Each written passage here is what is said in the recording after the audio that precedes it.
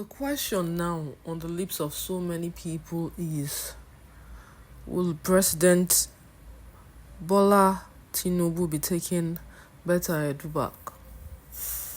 Let's look at this situation from the beginning.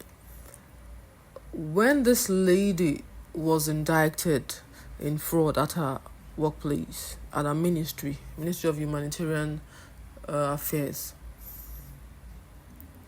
she was subsequently suspended. Then she tried reaching out to the president, but she didn't get audience. She was even stripped of her cars and everything the day she went to Aso Rock. Okay. Then she started reporting at EFCC office. But within when this investigation had been going on, she had mentioned several names. I am not even going to say the president should take her back. No.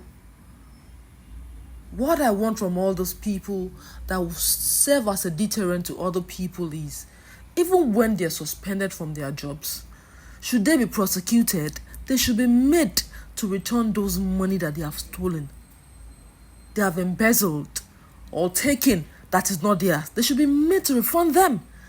The moment they just suspend them, let them go, others will not learn from it. We need to make them accountable.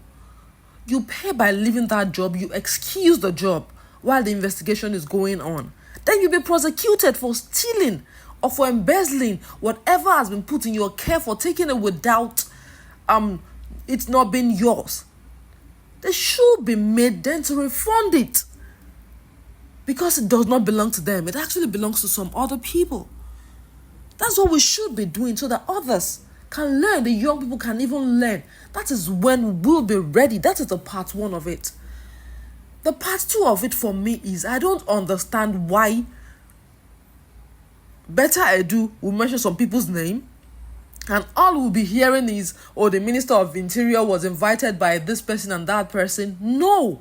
He should also be excused from his job while the investigation is going on, so that he does not use his office to also subvert justice the way he used his office to get this contract. That's the way it should be done.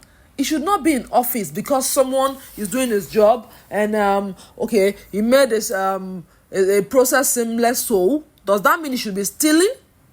Does that mean he should be using his office to take things that is not supposed to belong to him? Why can other companies benefit from that same contract? Why is he using his influence of being close to Betta to do that? Why are other ministers not doing it?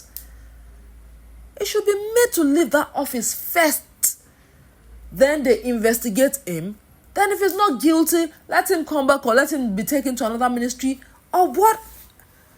These people are young people. It is the young people that will be complaining, or that were complaining, that they were not involved in governance. Now they've involved the people in governance, and within 6 months, 3 billion is gone. They should serve as an example to other youths. And to the Chief of Staff too, who has been mentioned in several other cases this week. But let's focus on this Betta issue. It should also be made to step aside, which that is what I heard has happened though. I don't know if the president will be able to prosecute him, but I think the law should be allowed to take its course. Nobody should be above the law. Nobody should be. He who comes to judgment should come with clean hands. He who comes to equity should come with clean hands. You cannot be in government. He was a speaker, for heaven's sake. He was in the House of Representatives. So he knows what it is. He's not a newbie. He knows what it entails here. So I think the president should just allow the full course to just go without protecting anybody. Because I don't see, it's been 2 weeks now and this whole thing has been going down. From everything that has been seen here now, the word I'm hearing. Honorable Angel, did you see what Madam just did to us? She wrote here, Vicky, this is your own.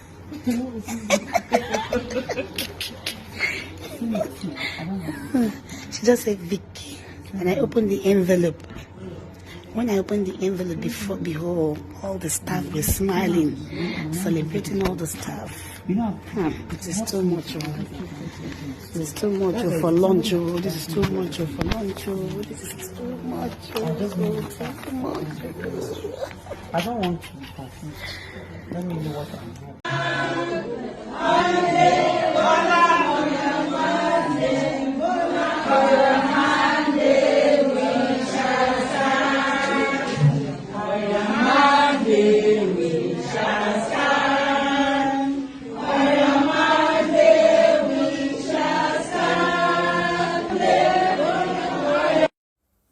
Looking at this video and seeing these women dancing, okay, I don't even want to even make a hasty generalization, because some of them are not even singing, so some of them don't even understand what they brought them for. But I'm sure they've given them 1,500 slippers, Congo of rice or Congo of Gary t-shirt or whatever. It's so shameful that people will gather to come and beg the president to reinstate somebody who has stolen money meant for these same people who are singing children. 20,000, 30,000, 10,000 naira that are meant for their children that Betta has stolen. Yet they are there singing and begging the president to come and reinstate her. As Nigerians, we are not ready for justice. We only like selective justice when it concerns people who are Robin Hoods, who will steal and give a little, share a little. We always want the law not to take its course, except it is people we don't like. That's where everybody will shout and all that, and I guess that's what happened to Emefiele. If not, nobody, no sane human being, no sane mother who has jobless children, who has children who have not benefited everything from a country where they were birthed, will go and carry placard and be telling the president to reinstate a thief, someone who has stolen over 3 billion and several other thousands, billions of naira and thousands of euros, pounds. Nobody, no sane human being will come and tell the president to reinstate her while investigation is going on. Do they even understand the gravity of what this woman has done? Do they understand that the money this woman has signed for are supposed to be for their children? Do they understand that they are the ones suffering and smiling and coming to carry placard? That whatever is going on now is for their sake, so that they can get to the root of all this. It's so shameful how Nigeria has gotten to, how rot has gotten to in Nigeria. Somebody will steal money, then use a little of it to fix one solar panel, and you'll be hailing the person. It's very, very shameful. It was said that despite her wanting to see the president all this while, and she has not been able to see him, so eventually, some few days ago, the president decided to give her audience, wanting to know what exactly happened. And she actually, from the inside sources, gave account of how everything went and those who were involved. And that was when, in a course of revelation, mentioned the name of the chief of staff. The president, being surprised and couldn't take it, had to invite his wife to come be a witness. And the first lady was there. Because from what I also heard, the first lady has on several accounts pleaded and tried to meddle into the case, believing the chief of staff could never be involved. But when the president heard this from the person who has been suspended, he had to call the first lady to come over and come and hear directly. And she better mention the chief of staff as part of the plan, or those who orchestrated or carried out the misdeed, and also mentioned the interior minister. But the one that shocked the president was the chief of staff, whose name had not been mentioned before, or probably he did not want to believe. And after explaining everything that happened and the name mentioning, I heard she cried, and I begged the president to please reinstate her back. But I heard Madam First Lady and the president vehemently said no, and they wished her success in her future endeavors wherever she goes. I don't even understand, does this girl have any sense at all? You're begging to get your job back. So what happens to all the atrocities you've committed? Are you above the law? Are you special? Are you the only person who could be chosen as minister? You've been chosen, it's not up to 6 months, and you cannot account for 3 billion naira, and now you are even coming clean and explaining how it happened, and you're begging to be reinstated. Is she high on something? I don't even want to also believe the stories of things, properties that has been confiscated from her. I don't want to believe. I'm seeing estates in Asokoro worth 700 million naira. I'm seeing property in Guzape Asokoro also worth 1.4 billion naira. I'm seeing a filling station in Kubwa worth 1.2 billion naira. 4 estates in Abuja also 350 million naira. 6 plots of land on Airport Road worth 300 million naira. 4 estates on Airport Road worth 530 million naira each. 2 estates in Federal Housing Estate in Calabar worth 190 million naira. Cash discovered 2.7 billion naira in Zenith Bank. 725 million naira in First Bank. 388 million naira in Polaris Bank.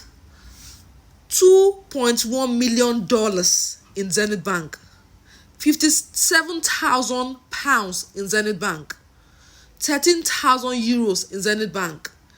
$6,500 in Polaris Bank. With excluding juries, this person stole this much, mismanaged 3 billion naira, less than 6 months, and you are begging the president to take you back. You yourself, if you were put in the president's shoes, would you forgive yourself? If you are in this office better for 1 year, how much will you steal? Will you not sell the president? If you are there for 4 years, will you not sell Nigeria? What exactly is wrong with this lady? You want this job back to come and steal everybody to stupor? Please, go in peace. Finish your interrogation. If you will be prosecuted, go through your process in peace and return the money that you have taken from people. And I hope all those properties and money will be taken and returned to the federal government coffers. This is stealing. Daylight robbery. Haba.